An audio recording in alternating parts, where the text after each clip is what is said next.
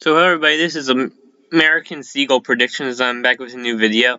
This is going to be on how uh, West Virginia and Vermont changed a lot. Vermont used to be a Republican state, but now it's a big lib state. And West Virginia used to be a Democratic state, but now it's a Republican state. Now both states were completely opposite, but now they're completely different. So what they originally used to be. So let's just start from the beginning.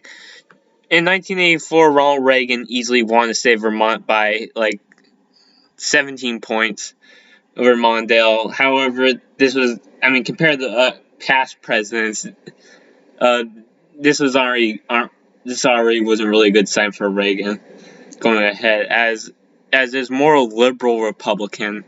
I don't really know how Reagan did it. I guess he kind of worked with those moderates, but again, I wouldn't say he was like the most moderate.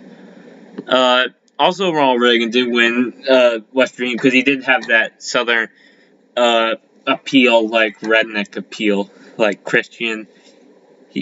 As Mondale's controlling gun didn't really do that well for Ronald Reagan, I guess.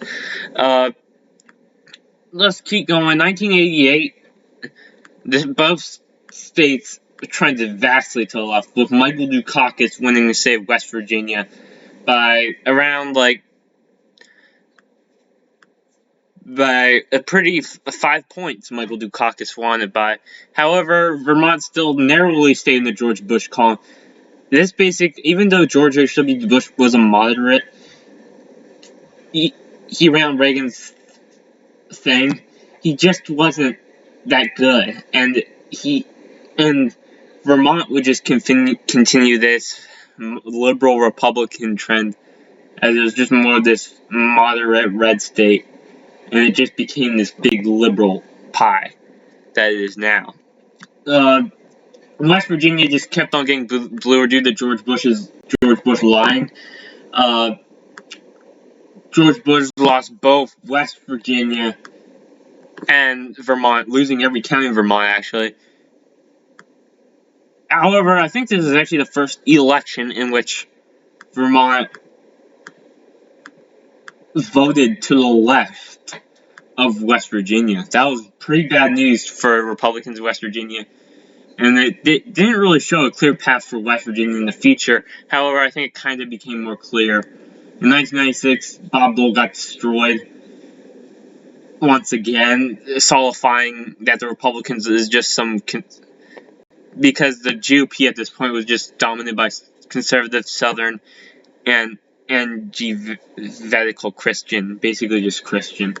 And that used to be kind of more of like a Democrat thing, as the South used to be historically dominated by Democrats. However, that wasn't the case when Bill Clinton was basically the last one that was appealed to that base. Bill Clinton did hold on to West Virginia, as I said.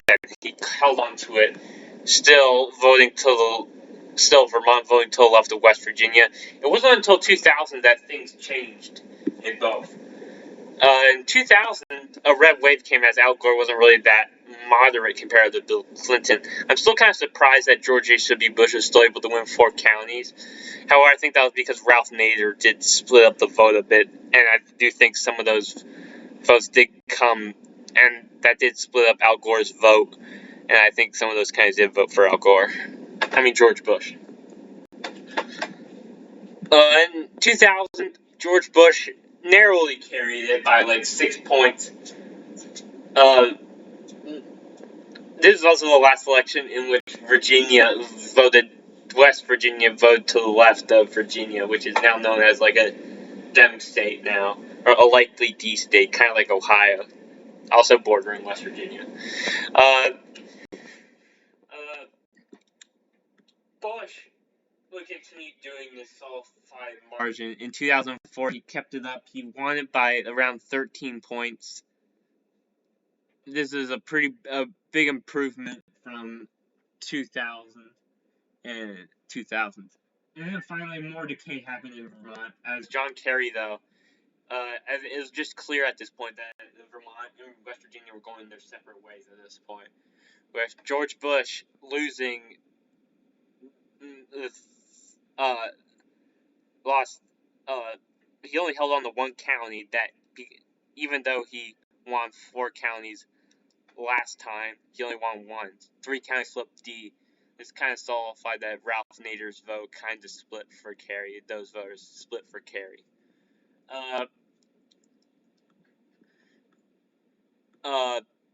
In 2008, Obama did do a little bit better, but still, it was just too far gone for the Democrats to win it. Maybe Hillary will make it close, but at this point, it was just clear that Republicans were just going to dominate West Virginia. And by 2008, it was just clear that Obama was just going to dominate McCain, as McCain couldn't even get 100,000 votes in the state, losing every county in the state, making it the best performance for a Democrat since Lyndon B. J's landslide in 1964. However, Mitt Romney did change up the spice a bit, as all the counties you see that are blue under Obama flipped red, making it. This is also a very wide margin for the GOP in West Virginia, winning 62% to 35% for Barack Obama. Just showing that this is just going to continue. Obama did do a little worse, but not really by that much. He still got 2/3, a little bit more than 2/3 majority of the votes, still holding on to every county. However, things did kind of take a turn then in 2016 when some more stuff which showed kind of a red trend for both. That was when suddenly both states kind of went on and voted for Trump. Due to Bernie Sanders being very popular in Vermont, did make it close. He did make an appearance, getting 5% of the vote. And Trump did flip a lot of counties that voted for Obama in 2012. And even flipping Essex County, which is usually a swing county, but went back to the GOP with Trump. In 2016, also, Donald Trump held his margin, getting this time more than 2/3 of the vote, doing amazing in West Virginia. At that point, it was just unstoppable. It was just clear that this is a solid red state, and it's not coming back anytime soon. And that is true. In 2020, then, Trump still held on to that one county. However, a lot of the counties did go back to Biden due to most of the Bernie bros splitting to Biden. However, I think they just held their nose and voted for Biden. They could, due to Biden not really thing on the college students, he didn't really give a free tuition. These voters could come back, but again, I still think they're going to probably be more likely to go with the GOP. Who knows? Vermont, I think it's just going to continue this Dem area. Probably stay around like the 6 Democrats will usually get more than 60% of the vote, while Republicans will stay like in the low 30s. I think also Republicans will also probably keep on doing well in West Virginia, keep up like getting like more than 65% of the vote in West Virginia from here on out.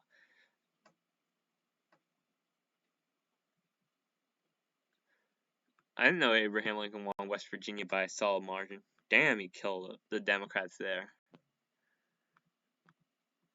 And then 2020 came by, and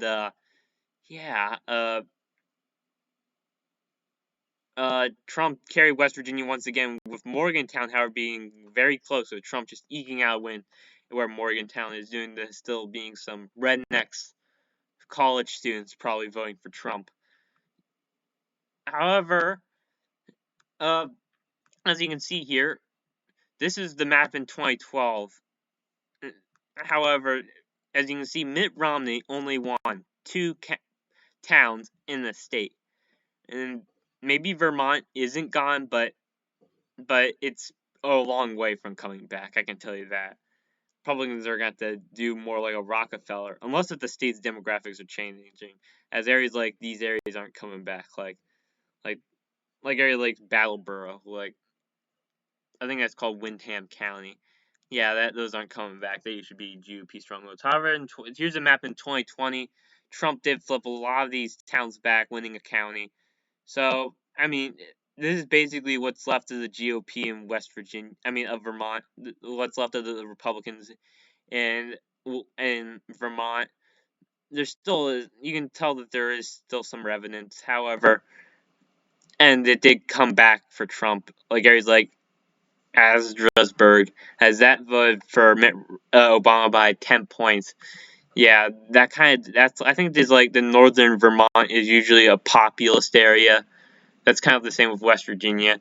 However, I think both states are just going to stay the same, even though they used to be completely different. West Virginia used to be Democrat, and Vermont used to be Republican. So thanks guys for watching. See you guys later.